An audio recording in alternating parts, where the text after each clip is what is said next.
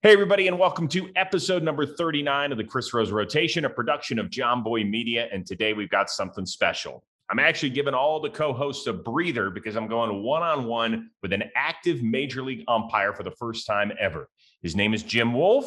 You baseball fans are probably familiar with him. He's been behind the dish and on the field for some of the biggest games of the last 2+ decades. Now, truth be told, we recorded this conversation about a month ago or so.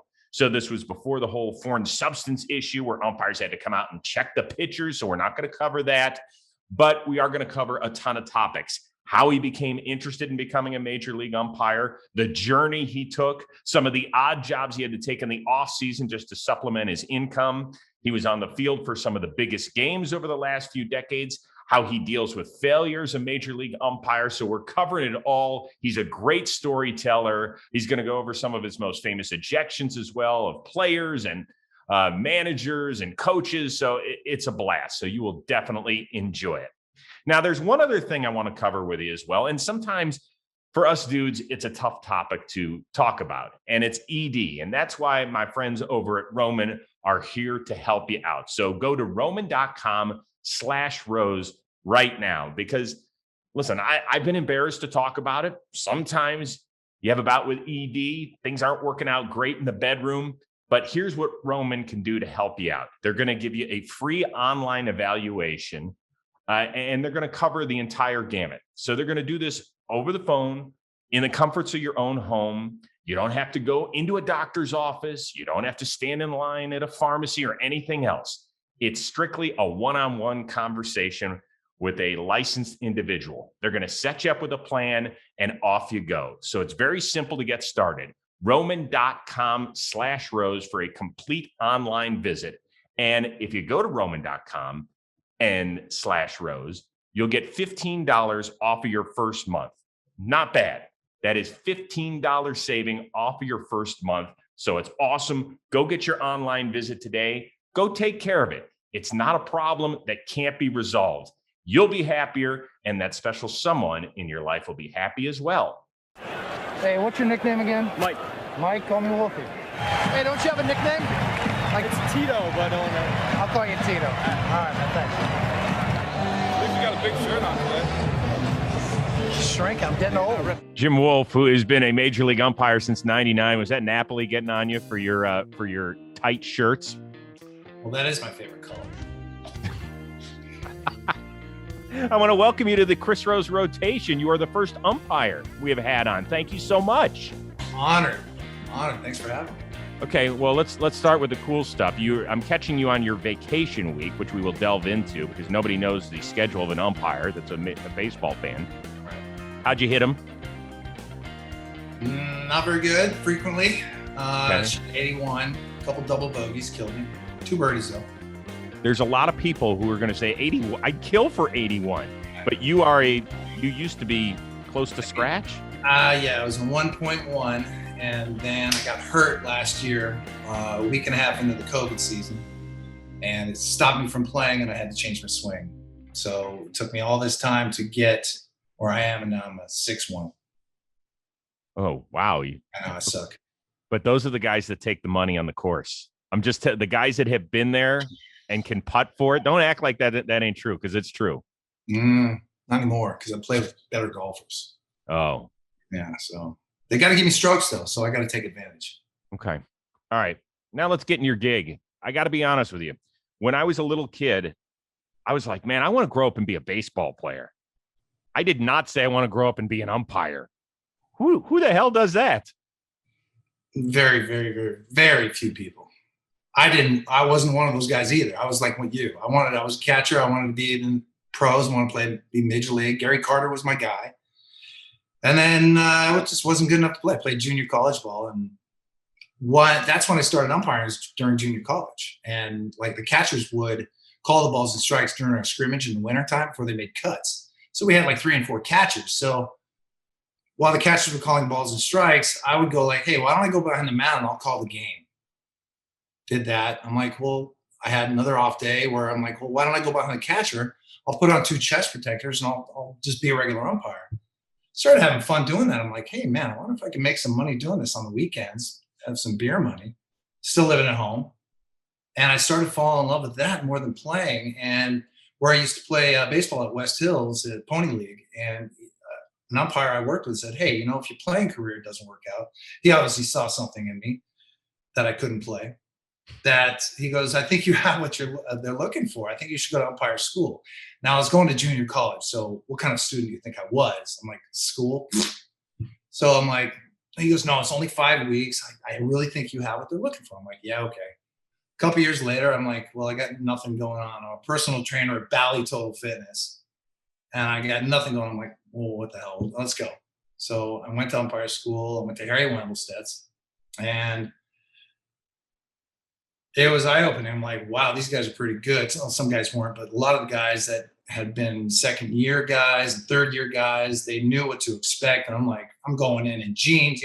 Guys are wearing suits, and the orientation, I'm going with jeans and like these steel-toe boots. I'm like, total like T-shirt, whatever. Had no idea what to expect. So they had about 150 students, and back then there were 3 schools. There was Fleming, Brinkman, and then Jimmy Evans Academy. And they all selected 10 guys out of their student body to go to umpire development, which is now PBUC, and I think now it's Major Leagues running. So I was lucky enough to be one of those 10. And then so there's 30 guys going into umpire development, about ready to go into the minor league, the rookie leagues, and the Appy League, and the Northwest League, all those rookie leagues. So I was lucky enough. That was back in '94. So where'd you end? Like, do you get sent to rookie ball once you're good enough to make the cut of 10? I was, as a matter of fact, out of all the 30 guys, I mean, I'm fast forwarding way in front, but out of 30 guys, I was the only guy to make it to the big leagues. Oh my God. So, but where did they send you immediately out of that school? And that's phenomenal. But I mean, that's at that point, you're not making enough money to make it, right? You have to supplement your income. $1,200 a month. How much? $1,200. That's it for the season. So it's a 2.5 month long season. So $1,200. That's a lot of money for me because I made, as a personal trainer, I made like $8-9 an hour. So this is pretty good money for me. But it was only for 2.5 months, and then we got selected to go. Some of us got selected to go to instruction league after that. But I was in the Arizona Rookie League. And that's when I fell in love and discovered Arizona. And while we stayed, they kept us in South Scottsdale, and we'd go out in Old Town every night. And that's when I fell in love with Scottsdale. I'm like, oh my God, if I ever get a full-time job in the big leagues, I'm moving here. So a year after I got hired, I moved here. But take me through that journey. So you're now working games out in Arizona. You're making $1,200 a month. I imagine you're supplementing your income other ways, right? Were you still like a personal what did you do? First off season, I went back to my gym, worked there. Wasn't really making a lot of money. So the next off season, I became a pool cleaner. Oh, yes. Now I'm not laughing at the pool boy profession. Believe me, that is hard work. I would never laugh at it, but did you show up in mask and with a chest protector? No, because it would get rusty. Being all around those chemicals, it would just degrade everything. But it's so unglorified. It's such a myth about the pool boy thing because, well, I had to do it in the wintertime. The water's cold and it's rainy. Southern California, it gets cold and rainy. It's miserable. And your hands get all cracked and wrinkly and stuff like that. It's miserable. So that wasn't fun. So I did that for one off season. So wait a second. No. I want to get to the pool boy thing still. So were you like driving around the valley? You weren't married at the time. Did you have your shirt off and go into like the homes like it was Melrose Place back in the 90s? That's such a fantasy, dude. That is such a fantasy. I swear to God. If it was the summertime, maybe I might have a shot. But I'm like in a sweatshirt and a hoodie and all that stuff, pants. It was cold. Dealing with that cold water. The water's like 50 degrees, miserable. Trying to work with a wrench and breaking my fingers on a wrench. All that stuff. No, it was awful. And you hear my dog. Yeah. And so that was miserable. It was not a fun job. And I didn't do it in the summertime, obviously, because I was working. But it wasn't what I thought it was going to be. And the truck that I used, as a matter of fact, my brother, this was probably 1997. My brother had just signed with the Phillies, so he had a nice signing bonus. So For people that don't know, by the way, his brother is Randy Wolf, pitched 16 years in the big leagues. Good left-hander. Keep going. Sorry. He bought me my truck. It was like a 1987 S10 extra cab.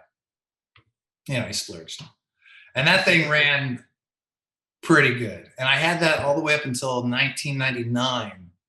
And I was driving to spring training from LA back when I lived in LA. And the transmission blew on me. And I had to have it towed like 100 miles. It was such an expensive tow job.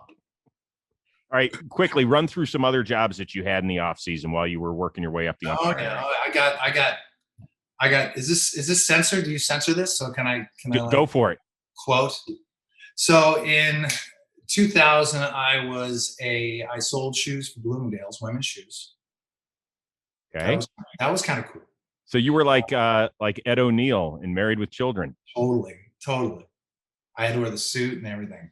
Bloomingdale's and stuff, Made pretty good money doing that, but they fired me. And then as first job, only job I got fired from, was stupid. So the following year, I was a limo driver. So I had to drive the stretch and the town car and all that. They didn't have SUVs yet. So it was all cars. So I had to, and it was pre-phone navigation. So I was relying on the Thomas guidebook. I don't know if anybody knows what that is. I know you do. So I'm like driving. I'm like, the book's on the count. I'm like, where do I go next? Oh God. So I had to, if I wasn't able to plot my course, pre-plot it, then I'm like, I totally had to wait. I'm like, turn page, like, where's F10? Oh, wait, well, so it sucked. So that, I never did that again. That was awful. Could I ask you about how those things look impossible to park? They are challenging. You need your own, you can't parallel park it. No chance. I can't. As a first year rookie guy, I couldn't parallel park. I'm sure there's some guys that can, but no chance. What was the craziest limo story you got for me? I drove this party. The coolest one was I got to drive Dick Enberg to the ESPYs. Didn't say I was the typical, I knew my place. I'm like, I knew exactly who he was. I didn't want to, yeah, I'm a big fan, whatever. So I just, he was pretty quiet. He was by himself. He wasn't even with his wife or anything like that. But that was the coolest one. The most wild one is it was a bachelor party. Nightmare. They were just rowdy. Let's go. They were just totally winging. Hey, how about we go here? I'm like, I don't know where that is. I'm looking through the Thomas guide. I'm like, oh, God. G8. Oh God. And then there's, oh God, H23. Oh, where's that? Because the maps are so stupid. So that was, and all night, and they were drunk and obnoxious and like, hey, Jim, man, take us here. I'm like, what am I, a cab driver? I don't know where this is. That was the worst one. And it was all night, all the way till 2:00 in the morning. And I had to drive them back to luckily I didn't have to drive them back individually to their own homes. I dropped them all off to one house. That was not fun. Oh my God. They were cool, but obnoxious. You know what I mean? Are there any other jobs we should cover before the one where you're here to talk about? My last job were over 3 years. I worked for my cousin. He had a hotel renovation company. And I was the Home Depot bitch. I would be the guy that gets in the truck, drives to Home Depot, gets some materials and tools, the drywall, the drill bits, all that crap. And I would drive back and forth from the hotel to Home Depot. And I was in various sites. I was in up in Santa Rosa. I was in Marina Del Rey. I was in a lot of Southern California parts, Torrance, San Diego. And that was fun because I had some freedom. Yeah. Couldn't really do much. I mean, I was on kind of a time limit. I had to go get the stuff and bust my ass back. But that was the coolest job. And the workers were cool. I was working with my cousin. And that was probably the coolest, funnest job I had. All right. So let's take you back to your minor league days as you're working your way up the ladder. What was the craziest? Because shit gets crazy down there. Like there's massive fights all the time. It's so much testosterone, guys fighting for their livelihood. Was there ever a time where you're like, what the hell is going on? The worst I ever saw was in AA. and in Texas League in Midland. And it was, can't remember who they were playing. It was the Midland Angels. And there was a good bench clearing, you know, throwing at guys, beanballs. They were getting to fighting. And it was weird. I was the crew chief at the time. This is 98. And I'm not tooting my own horn, but it was kind of weird. I felt like Moses in a way. I just shouted at everybody get back to the dugout, get your asses back to the dugout so you're getting run. And it was kind of like, oh, okay. And I'd never experienced that before, and I'd never experienced it since. So I don't understand what happened, but it worked. So when you got your call to the bigs, was it like when your brother got his call to the bigs? Did you guys ever talk about that? You know what? No. Isn't that weird? Mine was, I was in Fresno, and Tom Leppard called me. He goes, hey, it was September 2nd. So it was the day after the mass resignation mess. But yeah, I was in replacing Jerry Crawford. Jerry Crawford was in Philly or New York doing some negotiating. So I went to replace him. And he goes, yeah, so we need you in Candlestick Park. And I was happy to work Candlestick Park because it's gone now, but that was cool. But he goes, yeah, they're playing Philly. I go, hey, I just want to let you know my brother plays. He's a pitcher for the Phillies. He goes, oh, shit.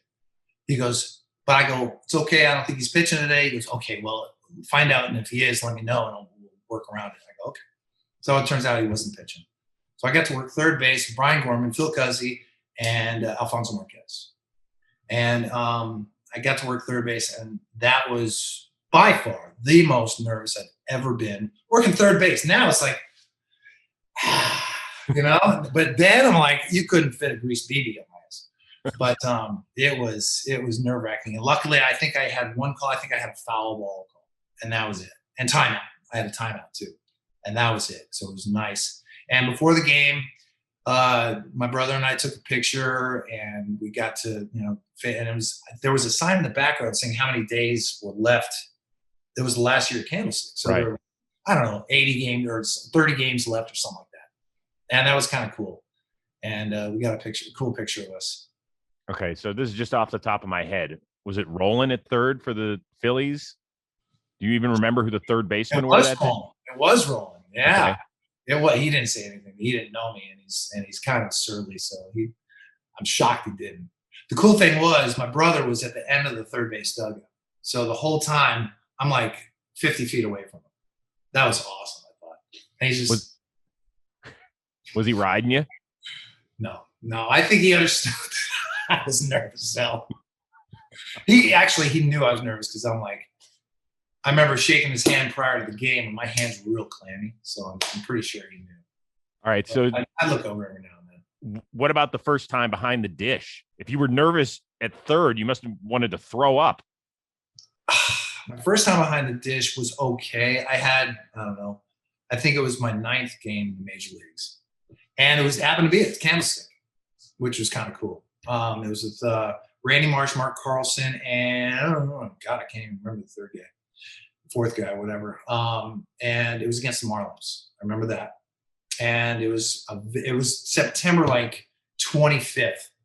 So, and they were both out of it, which was nice because there was no like real pressure. Mm-hmm. And they left me alone, really. Now, I didn't get any complaints. And back in the day, if you call strikes, they leave you alone. That was pre-ZE and Questec and K-Zone and all that crap. So, when was the first time you did have somebody kind of get at you in the major leagues? The first time, well, God, there happened so much that I can't remember. But the worst time was on my birthday in 2002. It was July 24th in Wrigley. Jason Kendall hit a slow roller to third. And Gutierrez, I can't remember, Ricky Gutierrez, kind of threw a little lollipop out at first, and it was a short hop. I called him out, and Kendall just snapped on me. He goes, how can you miss that? How can you miss that? How can you miss that? I'm like, dude, just talk to me. Easy, just talk to me. Because I'm like, I'm not going to yell back. Just talk to me, man. He goes, how can you miss it? How can you miss it? So the first base coach is trying to pull him away. Manager's up there pulling him away. And he says, no, because you're horse shit. I'm like, now you got to go. He breaks free, bumps me. Ooh. And then they finally get him away. And they finally pull him away. And I kind of veer off a little bit. I had nowhere to go. Like, I'm at my position. So, and it wasn't the third out. So I can't walk into the outfield and then walk back. So I was at my position. So they got him away, and that was it. So the next day, I got home plate.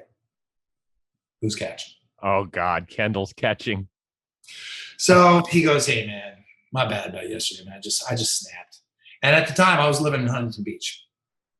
And so he goes, yeah, man, my bad. So hey, so he's throwing the ball back. So where do you live? I go, Huntington Beach. He goes, oh, no way. I live in Redondo Beach, man. Oh, that's cool. Now I'm really sorry. I'm like, so you weren't sorry before, but now you say, okay, cool. So we went on the game. Game was great. No problem. I walk into the locker room, and on my chair is a big 1.75 liter thing of Absolute vodka. I'm like, boy, if I only drank. But yeah. But that was cool. I mean, it was getaway day, so I'm like, well, we got to leave it in the freezer for the rest of the guys to come in. So yeah. And I think that was that back in the day, that was the gesture they would do, is there by saying sorry, they would leave a little something for you in the locker room, which I think it's such class. Hell yes, it is. The game's about relationships, Jim. No doubt. That's what it is. And we forget, listen, you have a job to do. It doesn't mean that you're a jerk when you miss a call. And it doesn't mean that they're jerks when they think you missed a call. And right. I mean, I imagine that you've had some amazing relationships with catchers or first baseman, because I imagine that's where the most talking goes on, right? Yeah. Yeah, for sure. I would say, me and Jorge Posada got along pretty well. Damian Miller, he is a good dude. Osmus and I got along. He would be a little surly now and then, but Osmus was cool. Lyle Overbay, he was like mayor. He's like, what's going on, man? He's like totally cool. Yeah, I remember he really stuck out as being totally cool. Klesko would be pretty cool too.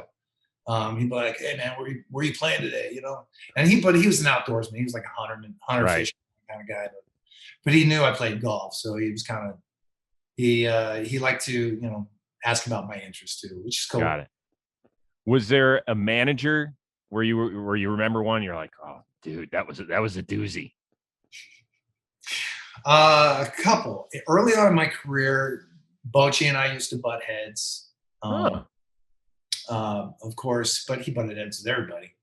But then I had Bobby Cox. I think a lot of the managers back in the day, and still do probably, they test the young guys and they want to see what their limits, what they can take.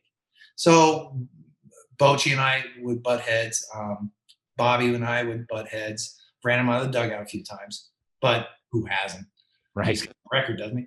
Yeah. Bob Melvin and I used to butt heads back in the day. Back when he was in Seattle. Yeah, way back in. We were just talking about it during spring training. He goes, man, remember back in 2003, you ran me out of the dugout in Boston? He goes, yeah, that was awesome. That was fun. And those are the real three guys that really come to mind. Everyone else has been, cool. So I mean, they gotta go. When they gotta go, and I totally get it. But they never like really do anything personal to me. They gotta defend their team. That's cool. I totally understand and respect that.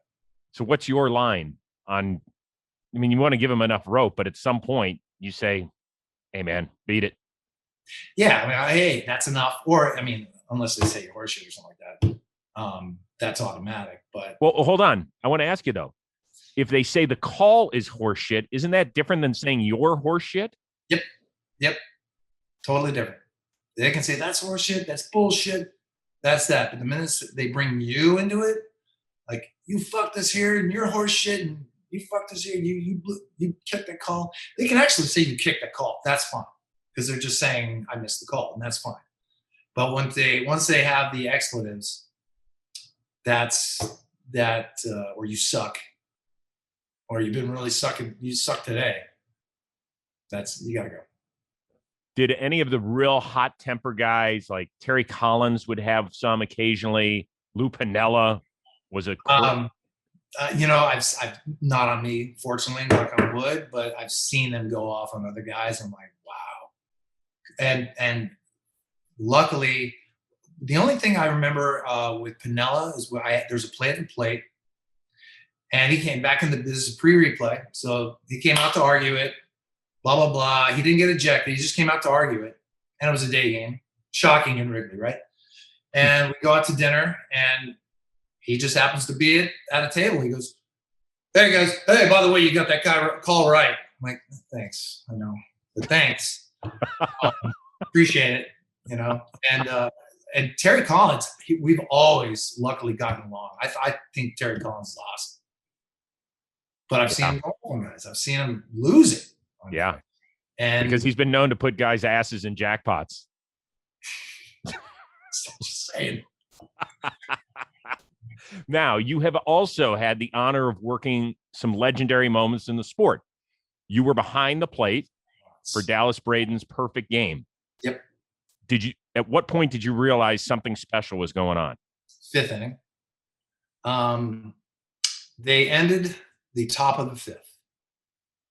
And, with the 2,000 people that are in the stands at that point in their time, I'm like, well, that sounded weird. That's different. So I look up at the scoreboard and I see 0, 0, 0, 0, 0, 1, and then 0, 0, 0, or whatever they had.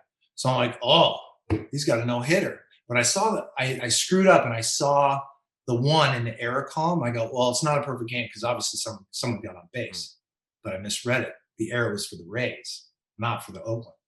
So I knew from the fifth inning on, we had a no-hitter going. And at the end of the game, Jim Joyce, right about to walk through the net at the backstop. He goes, congratulations, big boy, you just called a perfect game. And first of all, I don't like that term, you called a perfect game, because I wasn't perfect. I was the plate umpire for a perfect game. So I like to be accurate when it comes to that. I go, hey, I wasn't perfect. I missed a couple. But I'm like, no. But I'm looking back at the score. I'm like, oh, they made the error. Oh, wow. And I'm like, whoa. And then it hit me. And that was awesome. That was pretty special. So did Dallas, Dallas is a talkative guy. I've known him for well over a decade. Did he come up to you at some point? He was like, dude, this would never. Last year. He was a sideline guy. Right. And so he was in the first base sideline, and I was right there, and we got to talking a little bit in between innings. And he goes, yeah, it was awesome, man. It was so cool. And I'm like, yeah. And that was the first time we really talked about it. Okay. Nice. You were also behind the dish for Derek Jeter's 3,000th hit. 5-5 that day, huh? Yeah, that ain't bad. I guess it'll play. Yeah, hold on. So when he swung at the ball, were you like, that's cool? That was, right away. I knew it was gone. I go to hand a ball to David Price. And he goes, what did I just do? I go, you just made history. Hand him the ball. I thought that was kind of cool. And what the cool thing was is that I was supposed to have the plate Friday night. We got rained out, so we had a doubleheader that day. So, or they rescheduled for another day. So they changed it to a day game. So I had the plate for that game, and I wouldn't have had the plate otherwise. So I thought that was kind of fateful. Are you allowed to congratulate a guy on a milestone like that? Like the next time he comes up, where you're like, hey, congrats. I did the next day, as a matter of fact. I did. I was at third base, and he was warming up at second base at the top of first. And I said, hey, man, congratulations. That's pretty special. And he's, thanks. Being Jeter. Thanks, man. You're like, your life is so good, by the way. That, Captain. I'm just saying, 20 years in New York, a fistful of rings. And never getting in trouble. Never. In the boys. Never. In New York, come on. I mean, that's first ballot Hall of Fame shit right there. No doubt. No doubt. You kidding me? All right. Jimmy, you are also, unfortunately, there in Detroit on the day that your buddy Jim Joyce missed the call on Armando Galarraga's what should have been a perfect game. Once again, same year my perfect game, or Braden's perfect game. Same year, a month later. What? I imagine you had to console him. Oh yeah.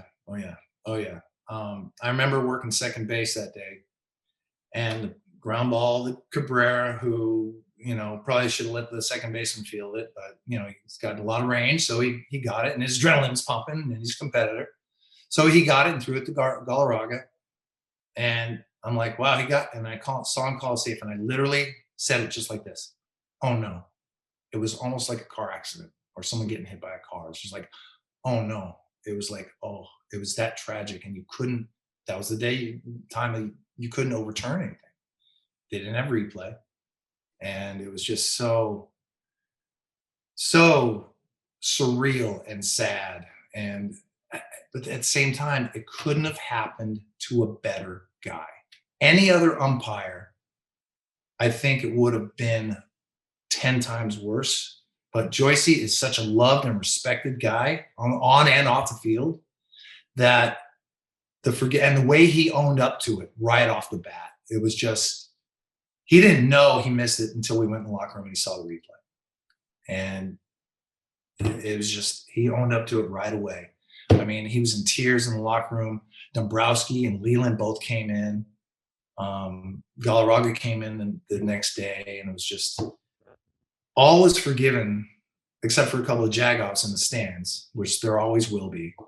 But most everybody forgave him right off the bat, and they saw that he handled it with such class and professionalism. It was just like, okay, you're good.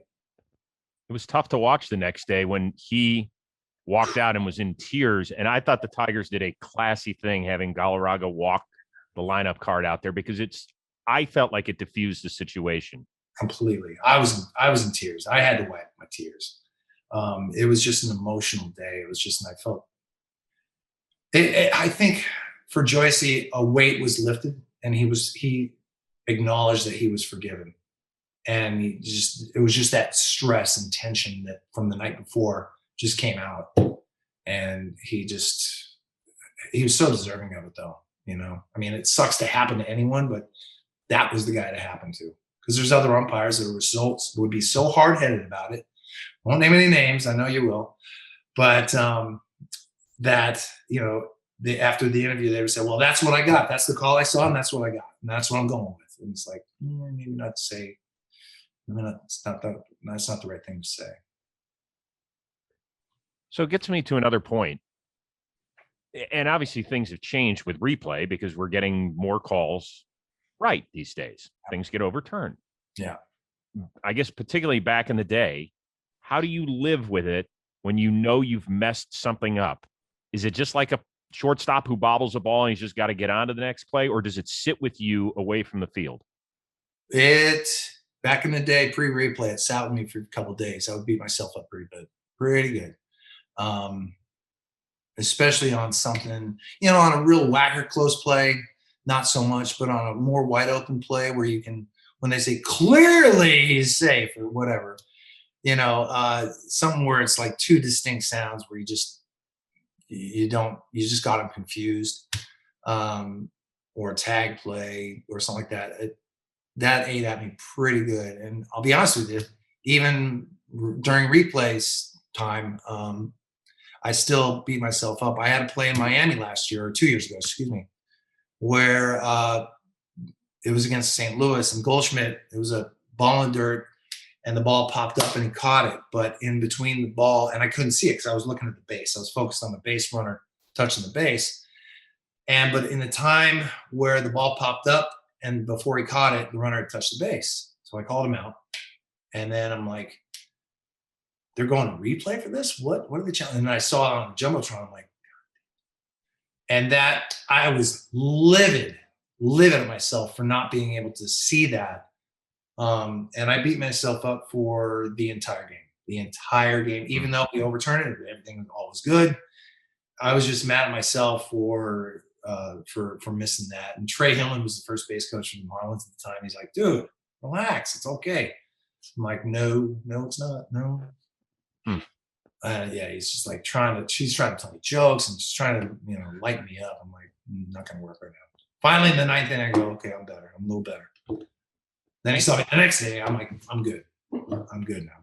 Hey, listen, you're passionate about what you do. Nobody wants to get shit wrong. I take a lot of pride in my job. And my commitment is perfection and accuracy.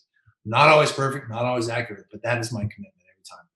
And I try and learn from my mistakes. Which we all should do, no matter what field we're in. Right. I'm guessing your profession, in terms of popularity amongst the community, lies somewhere between a divorce attorney and a root canal specialist. I was going to say proctologist, but yeah. Yeah. What's funny is that, in the social media realm and in the general public where they don't know who we are, they have that mentality. Once I, like at the golf course and I'm playing with people I don't know, what do you do for a living? If I tell them the truth, I tell them what I do, they're like, wow, I've never been, I don't know, I'm sure they're being authentic, but they're like, wow, I've never met a real umpire before. And their whole tune changes. It's kind of bizarre. Like even people yelling at me from the crowd, heckling me. Once I acknowledge them, they go, "Yeah, that's a good one." They're like, "You suck," and I go, "Ah, that's a good one." They go, "Ah, I love you." They just flip. And once they can't hate me anymore, it's kind of changes things. Yeah, that's a great point. It happens with a lot of players too. For sure. Once they acknowledge it and just say, "Yeah, that was funny. I laughed." Then if they diffuse the situation, all of a sudden you're like, "Jim Wolf, talk to me." Exactly. Talk to me. I had a good one in spring training this year, back when they let fans in. I had to play close play at first. And a kid, he's probably like 18. He goes, "Hey, Blue, check your answering machine. I think you got a missed call." I'm like, that was good. But how do you know what an answering machine is? Like I even yelled to him, "How do you know what an answering machine is?"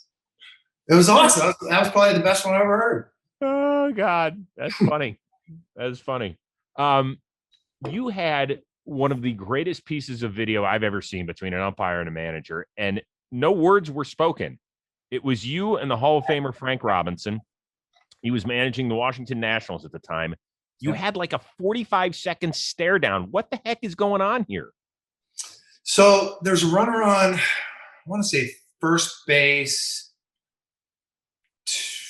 2-2 count. It wasn't even 3-2. It was a 2-2 count. And I don't know if it was a hit and run, steal. Maybe the runner thought it was full count. He was going on the pitch. I don't know. But it was a pitch of, low strike. And to this day, I don't know if Frank was yelling at me because I thought I delayed the call, but my timing is different with my voice and then my physical mechanic. Uh-huh. So maybe he thought, or he just disagreed with the call. He thought it was low, but to this day, I'll never know. But he's yelling at me and at the end of the inning. So he's yelling at me. I'm like, what? What are you yelling at? What? And he's like, no. I couldn't understand. He was so far away. And I see him staring. And this goes on for a whole half inning. The Braves come up to hit. He's still staring at me. And I'm like, what? And I'm just staring at him like this, just like, and they're warming up, right? The pitcher, I can see it out of the corner of my eye. I'm just, all right, I'll stare at you. I can't throw you out. You're not saying anything. People are asking me, why didn't you throw him out? What, staring at me? So I'm like, all right, I'll just stare back. And I see the catcher throw the ball down. I'm like, I got to get going. Unbelievable. So I just go unbelievable. And I turn and go to my, brush the plate off and stuff like that. And after that, it was done. I guess he woke up. But the next day was cool because I go to third base. And they're in the third base dugout. Right before the game starts, the pitcher's warming up, right? I hear a whistle out of the dugout. I go, what was that? It's Frank sitting in the dugout. It's you and me on the TV. And I'm like, yeah, that was awesome. That was fun stuff. That was cool. Yeah. And we've always gotten along since then. I mean, we've always gotten along before that, but we've gotten along since then, especially. And he used to come to the Umpscare charity event, and we'd talk and stuff like that. Funny thing was, another story to that, it was Christmas. And I was staying at my brother's house over the holidays, and me and my cousin brother go to play golf out in, I think it was Simi Valley somewhere. And we go, okay, first of all, golf etiquette, you don't go have lunch at the turn. you get something to eat, but you don't. Right, you can grab a dog at the turn and roll. That's it. He goes, come on, let's get something to eat. My cousin, I'm like, no, you don't do that. So come on, let's go. I'm like, fine. So we go order food, and we're sitting at the table, and my cousin goes, hey, isn't that Frank Robinson over there? I'm like, he goes, let's go say hi. I'm like, nope, we're not saying hi. So we go to the 10th hole. We're leaving the table. They're leaving at the same time. So my brother goes, hey, Frank, Randy Wolf, how you doing? Good to see you. You remember my brother? I'm like, hey, Frank, good to see you again. And so I go, hey, this is my cousin, Rick. And he shakes my hand. He goes, stares at him. He goes, yeah, got to keep it in the family, right? So he was awesome. He was really good. Did Frank laugh at that? Yeah, he did. Okay, Frank good. did it. He was the one that stared. He's the one that stared? Yeah. That's awesome. I know. It's amazing. Oh, God. I thought it was your cousin that stared. That is excellent. Oh, everyone got a kick out of it. It was awesome. Oh, that is excellent. Very, very good. Okay, so one of the bigger fights you had while you were on the diamond was Tigers, Indians, Sheffield, Carmona. Yeah. Are you supposed to treat it like it's a hockey fight and let guys go for a little while? Because it's not like you want to get in the middle of like 50 testosterone-driven dudes, or what do you do? They are much heavier, much stronger. It's trying to move rocks. You can't. It's just once they go at it, you just go, oh, okay, I'm done. I'm like, we'll try and get in the middle, like if they're just talking, like, hey, calm down, calm down. But once they engage, back away, because you ain't gonna win ever. Did you ever get hit accidentally? That was funny, yeah, because Carmona hit Sheffield. Yeah. And like the elbow, I think it was the elbow guard or the lat or whatever. And the first thing he does is throw him. And then Sheffield had some words, and then Carmona had some words, and there they go. All right, let them go. And just let the carnage happen. Let them, once they run out of steam, then we start separating and see, okay, who else was involved. Start picking names and stuff like that. And go about it. That's it. Man. I know. All right, let's talk about a few things, more interesting things about your job as well. For people don't know your schedule. You're like never home. So what's the schedule? Oh God. Schedule. That's my schedule. See all those pretty colors? Yeah. Yeah. Yeah, the blue is the replay. That's when we're in replay. There's one here and one here. Yeah. Yeah, our schedule is fun. We do get 4 weeks spread out off through the season. Sometimes those weeks are broken up, so you get 3 days here, 4 days there. But we get 4 weeks off, luckily, which really not only physically is a huge recharge, but mentally too. It's a great time to decompress. Like I feel very decompressed now. So, but and every once in a while, if I'm being in the West, if I'm staying in the West, I can come home like after a day game, off day, then fly out the next day. So I get to come home, maybe change my clothes. But a lot of times I'm on 3 to 7 week road trips without getting 7 weeks. Yeah. So I'm living in a hotel with the same clothes. I mean, I do wash them, but yeah, same clothes, same shoes, not the same golf balls because I tend to lose those. So I have to buy. Do you have Jim Wolf on the side of yours? Like this was stolen from Jim Wolf's golf bag. Just in case I come across anything. Got my address and there, social security number on it. Yeah. Here's my PIN number. Here's my routing number for my bank if you need that. Exactly. Oh man, that's brutal, dude. It is a tough lifestyle that you guys lead. I will say that I'm used to it because I will say also in the minor leagues, you might get 2 days off, not including the All-Star break, but you might get 2 or 3 days off during the entire season. Back when I was there, I don't know if they have more now. I think they have every Monday off now. But back when I was in the minor leagues, we got maybe 2-3 days off and we had to drive everywhere. Sometimes we had 17-hour drives and working every day. And you have either 2-man or 3-man. So you're working the plate every 2 days or every 3 days. And so that was way more of a grind than the big league life. I mean, yeah, it's nice to get home every once in a while, but we get a choice of hotels. So we stay in decent hotels. We're not staying like the Red Rats Inn or anything like that. We're staying in, which is outstanding. The Red Rats Inn. I've got points at that place. It's excellent. It's nice. Yeah. You get a free pitcher of water. It's awesome. Oh yeah. It's good. Did you ever think of when you were in the minor leagues of quitting, being like, yeah, you know what? I gave it a shot. I'm out. Yeah. There was a time in AAA when my first year in 99, when I went up and down for 9 games or 8 games or whatever it was. I chose not to get the fall league because I was getting married that September and we were going on a honeymoon and stuff like that. So in 99, the fall league in 99 implemented what's now the 4-man system that we work today, where the base guys would go out on every fly ball. Where when I came up through the National League, it was you only go out if you have to go out. So can of corn, you're coming in and coming to the base. So the following spring training, I'm working the way I knew. I was never told. No one ever told me that the system had changed. The big league guys certainly didn't because it wasn't their system yet. It hadn't been fully implemented yet. And none of the minor league guys, my colleagues, told me either. So I'm can of corn. I'm coming back into second base if I'm working second. So spring training rolls around, it ends, and now we got to go to the season. All these guys are getting games that I had games first before them. So I'm getting passed up left and right the whole first half of the season. So luckily, the guys that I was with said, hey, I've been to the fall league. This is our system. This is how we're going to work it.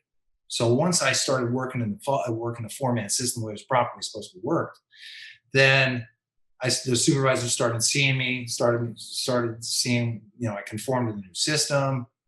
And the opener after the second half, I got to work the interleague with the Padres and Mariners. And I got to work 29 games that year. The following year, 2001, I worked about 140 games. So it was a good progression. So once they saw that I could work the system, then they were like, okay. It was like I was paying a price because they thought maybe I was rebelling and not saying, screw you, I'm not going to work that system. But I just didn't know. Got it. It's interesting. Yeah. I got another Piniella story if you want to hear it. Yes. So that series I was just talking about, there was a run around first and second. And a ball, there was a guy warming up, and it was at the Murph. So the bullpens were in the corners of the field. So I heard, hey, there's a ball in the outfield. And Allrood was hitting. And so I look over my shoulder, I'm working first, and a ball had gotten out to right field. So I'm like, time. And it was loud, too. It was a good crowd. Time. The guy pitched. I'm like, oh. And it was like, slow. No. Allrood hits a gapper. Klesko turns around. He goes, I heard you.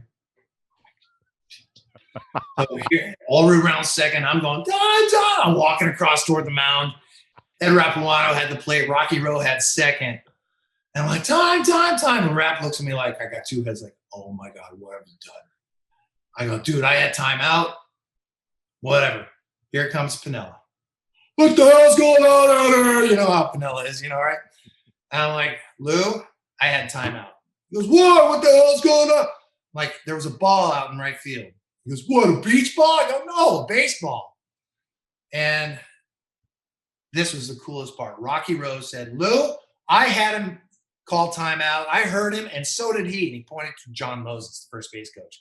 And he looked at John Moses and went, whoa, stumbling off or whatever. The next pitch, so they had to bring everybody back. First and second again, whatever. The next pitch to Allrood, puts it over the right center field wall. Oh my God. Thank you. It was like, I still get goosebumps. Look at that. Still get goosebumps from that. And it's just like, oh, thank you so much. Because if he grounded a double play. Oh my God, that is great. Reports. Yeah, it sucks. Do you hate replay? No. I love it because of the Jim Joyce situation and other situations I've had where it has cost the game. I've made calls where it cost them the game. Maybe not at that point, but, you always think of the coulda, woulda, if he'd have done this, he'd have done this, the coulda, shoulda, woulda. But yeah, I've made some calls where like I said, I kicked myself for that reason. And now that we have replay, you can correct that. And it's not even spoken about. As a matter of fact, in the 19 World Series, I had to play at first base. Couldn't hear the catch. It was so loud. I couldn't hear the pop of the mitt. Called him out, and he was safe. And we overturned it. Boom, no problem. Boom, boom, boom. And you don't even know that. You probably didn't even know I did it. And it was just, it's a saving for us. Now, having said that, they still, people say, well, they're not held accountable. Yeah, we are. We have stats. So if you miss enough calls, whether they're corrected or not, you miss enough, you're not going to get rewarded with getting postseason. So that is our accountability, besides us holding ourselves accountable. I can't tell you how many times where I missed a play. I'm like, damn it. It's like, I shouldn't have missed that. Or there's some plays where, you got that super duper slow-mo where the guy pops off the base for a second and the glove's still on. You just can't see that with a naked eye. But there's some where you go, damn it, how could I miss that? That's what we call a kick. We kick the call. There's miss and a kick, So yeah, I'm very much in favor of replay. I will say this. I think replay, to be honest with you, has shown how good you guys are, not how bad you are at the job. We've definitely gotten better. And that has made us better because it's allowed us to slow our timing down and give us a little more processing time. And I bet you, if you just left out the replay, if you looked at our missed calls versus our missed calls from 2013 on, I'll bet you, or 14 when our first year replay, from then prior, I'll bet you our stats are way better. It's interesting. Here's the one thing I would say. 2, I think when you are working replay for the week up in Chelsea or however long you're up there, that you guys should not know what the call is on the field. That way, you're judging it without a bias. Is that possible or no? I wouldn't say that's accurate because we need to know, first of all, we need to know what the call is on the field because we have to say either overturn, stands, or confirm. So we have to know what the call is on the field to whether, there's no bias because we now, as the replay official, we have to be held accountable to our call. But why can't you guys be the end-all, be-all? If it goes to replay, why can't you be the ump making the call, and it doesn't matter what was called on the field? Because sometimes you don't have an angle to where you can't tell. You have to have a definitive angle. You can't say, well, I think he tagged him here. When you walk into the replay center, you leave your thinking cap in the door. You have to be able to see visibly whether he tagged the guy, if you see space, you don't see space. Now, if you can't see either one, you can't prove one way or another. You have to go with stands. But if you see, and there's a lot of angles that you see on the Jumbotron that they won't show, but that you won't show on the Jumbotron that you get at the replay center. By the way, we moved to Midtown. We're no longer in Chelsea, but all right. We just moved this year. And so you have to have visible, clear evidence to either confirm or overturn. Now, if you get a close play, you have to ask yourself, okay, he called him out, say. Now, if it's one way or another, can I overturn him or can I confirm it? Because if you don't have enough to confirm it, you can't overturn. Like, say he calls him safe. Okay, do I have enough? What's my video look? What's my angles? Okay. I have no evidence to prove anything one way or another, so it stands it. And I think there's a lot of misconception out there where we think that we're just backing up the umpire, where we have to back ourselves up because we're now held accountable. Got it. Can we confirm or deny that your dog is hungry or wants to go outside? Do we have to send this to replay? No, this is definitely confirmed. It's dinner time. It's what time? 3:00. I don't know what time it is, but we're taping at 3:30. What is your dog's? Oh God, it's a half hour past dinner time. Oh, now if I open that door, she's gonna be blood curdling loud, blood curdling. She's a French bulldog, so she's got a very loud bark. So she wants to be let in because she hears me talking. But first and foremost, she wants to eat. And she's also a daddy's girl. That's okay. Yeah. That's cool. Here's Here's the other thing I would love to hear about replay. I really want you guys to go the route of the NFL and the NBA and put mics on and explain to everybody. I really think that it would help. Yeah, I think we were going that route pre-COVID. Okay. In the spring of 19, or was it spring of 20? It might have been spring of 20. It was spring of 20. We were going to the ballparks, Chase Field, all the big league ballparks, and we were getting on the headset and we were saying, the Los Angeles is challenging now, call it first base. Then we'd go and we'd switch off just like that, just like the NFL guys. And then we'd listen for the guys. And then we'd click back on, call stands, runners out. Or, or whatever. And then we'd explain the situation. But I think it will go to that eventually. I think maybe next year. I don't know when. All depends on I don't know if the Players Association has to vote on it or. Right. It's always something. Yeah, it's always something. But but as long you'd be comfortable. I mean, but you've got a great personality. You will have no problem the minute they throw a mic on you. You're gonna be like, "Yo, what's up, people?" I'll tell you what, that is nerve-wracking. That is, it is just doing it with nobody in the stands. That's nerve-wracking, man. It's like, whoa. And I couldn't imagine having a whole, full house talking to a spot at the press box. That's what you do. They say, look at a spot on the press box where the camera might be. And you just look at that rather than looking at the people, because if you look at the people, you can get overwhelmed. Right. But I tell you, it was a nerve-wracking experience just because it was new. Right. I'm sure we get used to it. Hopefully not too used to it, because if you're on the headset a lot, you don't want to get used to it. But you know what? Let's practice one. Here we go. We're going to have an overturn call. Hey, Jim, let everybody know we're going to have an overturn call. So you just repeat after me. Upon further review. Yeah. Yeah. So you go after review. Overturn. The runner is safe.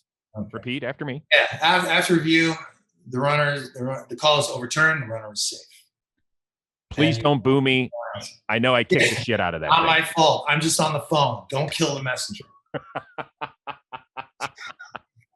All right, a couple more things before we let you go back to swinging that golf club and feeding your dog. Umps Care, you mentioned the charity. Yeah. I've had the good fortune of hosting some virtual events for you guys. For people that aren't familiar with it, it is a wonderful, wonderful charity. Tell us about what it does as you move around the country. It started out as just a charity to help retired guys and umpires in need. And it has blossomed and evolved into the Boys and Girls Club of America. We got a Blue for Kids thing, which foster kids come to the ballpark. They get a real red carpet experience. There's blue carpet, I guess you could say. They come into our locker room. We walk them on the field. We leave them tickets. So it's a whole, not just going to the game, but they get to come see where we do, walk on the field. They get to look in the dugout, even bring them in the dugout sometimes if it's not too busy. Sometimes if they get early enough, they can watch BP, and it's just an experience for them.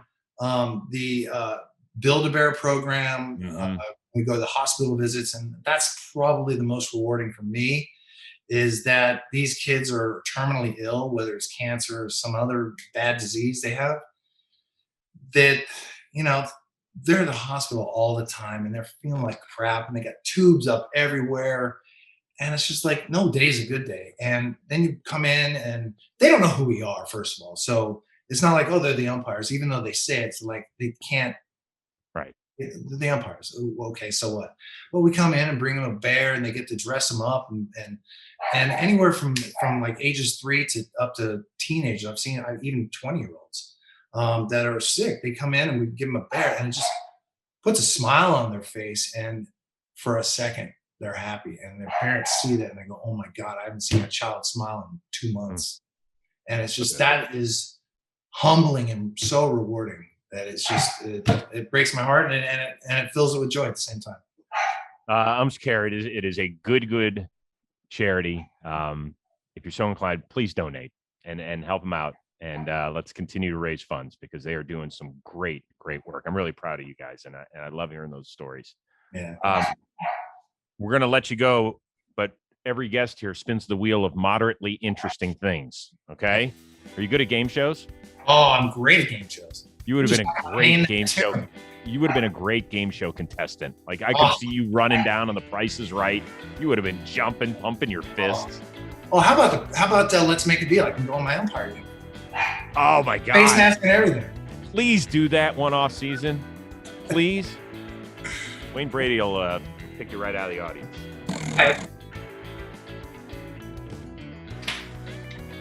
All right, I've done that one too many times. I'm gonna bypass that. Yeah, that's good. Oh, here we go. I just made it. Job fair. What is the one job in a baseball stadium you would love to have other than the one that you currently do? Does general manager or owner count? Hell yes, it does. Well, owner, come on now. That's a little too much. Really? Yeah, I would say in the front of general managers to be in charge. That would be nice. You have that kind of brain? Huh? You have that kind of brain? I hire people with brains. That's what I would do. Can we leave it at this? What is the one thing you want our listeners and viewers to take away about your job that we don't even think about? We are away from home. We are human beings. We are not just robots that crawl out from under a rock and then go back in. We are not fans of any team, so we don't care who wins. Our goal is to be right. So, and we are human, and there are a couple guys that are in the paper right now that have gotten a lot of scrutiny, and if you met them, you would think they're the sweetest people on the planet because they would give you the shirt off their back had you just met them. And we are actually a bunch of really nice guys and with a lot of personality, and we're very personable, and we're just human, and we're just regular people. I've gotten to know a few of you guys over the years, none better than Mr. Jim Wolf, who's good enough to join us today. Dude, I hope you had fun. This was a blast for me, and I think it really helps people understand that, yeah, you guys are just dudes. You're just trying your best. That's all. And you're damn good at what you do. And I won't tell you that I haven't yelled at the screen and maybe used your name in vain occasionally against my Indians, but doesn't mean I don't love you, because I do. I love you too. Listen, man, this was fun. We'll do this again at some point. All right. I'd love to. Yeah, it was awesome. Go feed your dog, because I definitely don't want your French bulldog on my bed. Oh, she's gonna. I don't want to be on her bed. When I open that door, you want to hear? Let's hear it. Let's hear it. Come here. Come here. Numbers? Wait. Numbers? What are their names? That's Bentley right there. Lola's loud. Oh, yeah. She won't let me hold it. She won't let me hold it. Yeah. All right, go feed them. I want to thank everybody for tuning into the Chris Rose Rotation, a production of JOMBOY Media. Big shout out to our editor extraordinaire, Robbie Scirocco. Jim Wolf, stay healthy and have a good rest of your 2021. Thank you, brother. Appreciate it, man. You have a great summer.